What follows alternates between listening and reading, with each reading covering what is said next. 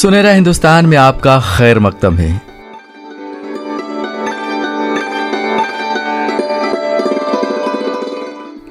नाज़िर कराम, आज हिंदुस्तानी फिल्मी दुनिया के इंतहाई मकबूल और मारूफ शायर आनंद बख्शी का यौम वलादत है। इस मौके पर हम उन्हें खराज अकीदत और आप तमामी नाज़रीन को मुबारकबाद पेश करते हैं।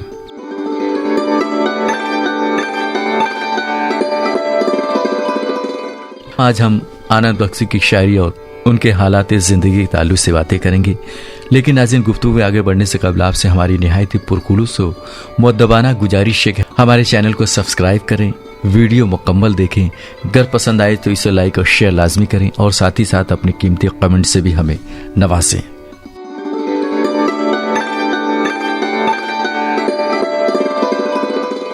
नाज़रीन, हिंदी फिल्मी शायरी की दुनिया में एक निहायत ही मकबूल और मारूफ नाम आनंद बख्शी है, जिन्होंने अपने सदाबहार नगमों के जरिया अवाब नास को 4 दहाइयों तक दीवाने बनाए रखा। जी हाँ दोस्तों, आनंद बख्शी का कमाल फन ही था कि उन्होंने साहिल लुधियानवी, मजरूह सुल्तानपुरी, अनजान, शैलेंद्र, हसरत जयपुरी, राजा मेहदी अली खां, इंदिवर, जानिसार अख्तर, कैफी आजमी, गुलजार वगैरह जैसे कामयाब व मारूफ शोरा के दरमियान फिल्मी शायरी की दुनिया में अपनी मुनफरिद व अछूती जगह बनाई। नाज़िर कराम, आनंद बख्शी की विलादत 21 जुलाई 1930 को गैर मुनकसिम हिंदुस्तान के शहर रावलपिंडी में हुई। उनका असल नाम बख्शी आनंद प्रकाश वैद था। तक़सीब हिंद के बाद उनके वालिद हिजरत करके दिल्ली चले आए। दोस्तों, आनंद बख्शी ने अपनी फिल्मी जिंदगी में तकरीबन 550 से ज्यादा फिल्मों के लिए 4000 से ज्यादा नगमे रकम किए हैं, जिनमें से बेशतर अपनी सादगी, गहराई और जज्बाती रवाबित के बाइस आज भी लोगों के दरमियान मकबूल और मारूफ हैं। आनंद बख्शी की शायरी का खुसूसी पहलू ये है कि वो अपने गीतों व गजलों में पेचीदा अल्फाज के बजाय आम, सादा और रोजमर्रा के अल्फाज इस्तेमाल करते थे। उनकी शायरी आम आदमी के जज्बात को सादा लेकिन असरअंगेज अंदाज में पेश करने का कमाल रखती थी। दोस्तों, आनंद बख्शी जब जवान हुए तो फौज में भर्ती हो गए, लेकिन उनके अंदर शायरी का शौक इब्तदा ही से था। उनकी ख्वाहिश थी कि दिगर शुअरा की तरह उनके लिखे नगमे भी रेडियो पर नश्र किए जाएं और बतौर नगमा निगार उनका नाम भी रेडियो पर सुनाई दे। अपनी इसी ख्वाहिश के तहत उन्होंने फौज की मुलाजमत तर्क करके मुंबई का रुख किया। यहाँ इन्होंने कई फिल्मसाज, हिदायतकारों और मौसीक़ारों की दर की खाक छानी, लेकिन शुरू में उन्हें कामयाबी हाथ ना लगी। मायूस होकर वो अपने घर लौट जाना चाहते थे, लेकिन ज़ौक़ शायरी ने उन्हें मुंबई में रहने पर मजबूर किए रखा। बिलाखिर उनकी किस्मत का सितारा उस वक्त जाग उठा जब वो 1956 में एक दोपहर किस्मत आजमाने भगवान दादा के यहाँ पहुंचे, जो कि फिल्म भला आदमी बना रहे थे।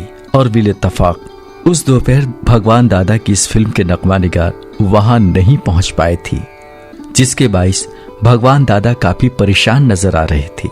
लिहाजा मौके की नजाकत का फास रखते हुए आनंद बख्शी ने हिम्मत जुटाकर भगवान दादा से कह दिया कि वो इस फिल्म के लिए गीत लिख सकते हैं, जिस पर भगवान दादा ने आनंद बख्शी पर हैरत की निगाह डाली, फिर गीत लिखने की इजाजत दे डाली।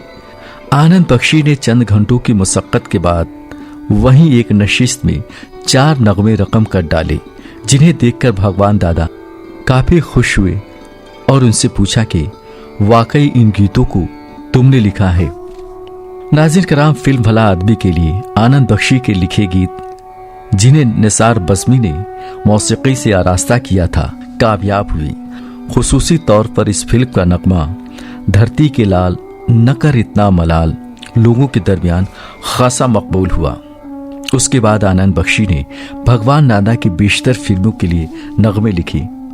उसके बाद उन्हें हिरन खीरा की फिल्म मेहंदी लगी मेरे हाथ में गीत लिखने का मौका मिला, और जब इस फिल्म के गीत हर चार जानिब गूंजने लगे तो आनंद बख्शी को काला समंदर और हिमालय की गोद में जैसी बेहतरीन फिल्मों के नगमे लिखने का मौका हाथ लगा, जिनके गीतों ने आनंद बख्शी को और मकबूल बना दिया। लेकिन उन्हें मुकम्मल कामयाबी 1965 में फिल्म जब जब फूल खिले के गीत लिखने के बाद मौसूल हुई और इस फिल्म के गीत परदेसियों से ना अखियां मिलाना, एक था गुल और एक थी बुलबुल, नाना करके प्यार तुम्ही से कर बैठे और ये समा है ये प्यार का, ने आनंद बख्शी को शोहरत और मकबूलियत की बुलंदी पर पहुंचा दिया। इसके बाद आनंद बख्शी ने कभी पीछे मुड़कर नहीं देखा, बल्कि शोहरत और मकबूलियत की कई मंजिलें उबूर करते रहे। नाज़रीन कराम, आनंद बख्शी के नग़्मों में मुस्तमिल सादा और आम ज़बान उन्हें सामीन के दिलों तक रसाई हासिल करने में नुमाया मुआवनत करती थी। मसलन फिल्म जब जब फूल खिले का गीत परदेसियों से ना अखियां मिलाना अपनी सादा ज़बान और गहरे जज्बात के बाइस आवाम में बेहद मकबूल हुआ। उन्होंने अपनी शायरी में मोहब्बत, जुदाई, हुब्बे वतनी, मिली मसाइल और फ़लसफ़े हयात जैसे मौज़ूआत को बेहतरीन जगह अता किया है। वो नग़मा निगारी करते वक्त फिल्म की कहानी और किरदार का खासा ख्याल रखते थे। रुमानियत से आरास्ता फिल्म आराधना का गीत मेरे सपनों की रानी कब आएगी तू और फ़लसफ़े हयात से वाबस्ता फिल्म अपनापन का नगमा आदमी मुसाफिर है उनके इस बेहतरीन वस्फ के गमाज हैं। दोस्तों, आनंद बख्शी की शायरी में ये भी कमाल बदरजाए अतम पाया जाता था कि वो अपने गीत को फिल्म की कहानी और मंजरनामे से गहराई से मरबूत करते थे। वो किरदार को अल्फाज का पैरहन अता करने का खूबसूरत हुनर रखते थे।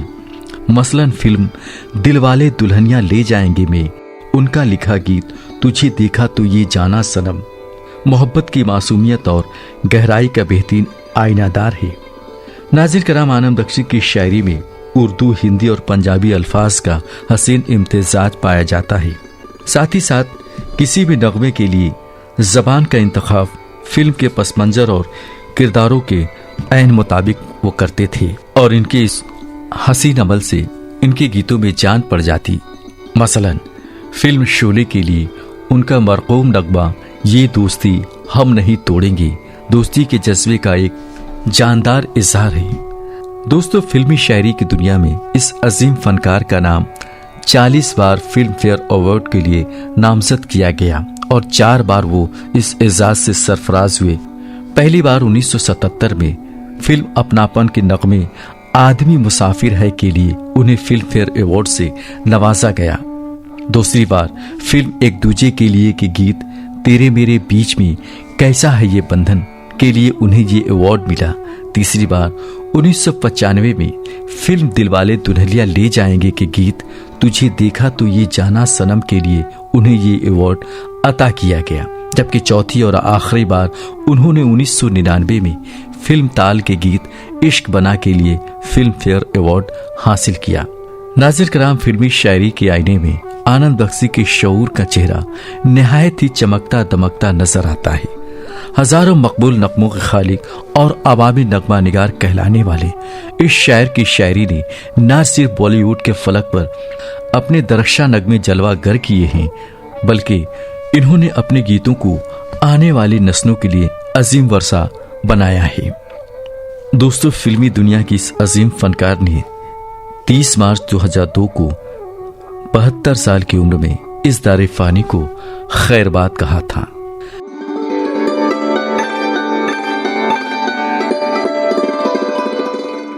नाज़रीन कराम, हमारी ये वीडियो आपको कैसी लगी?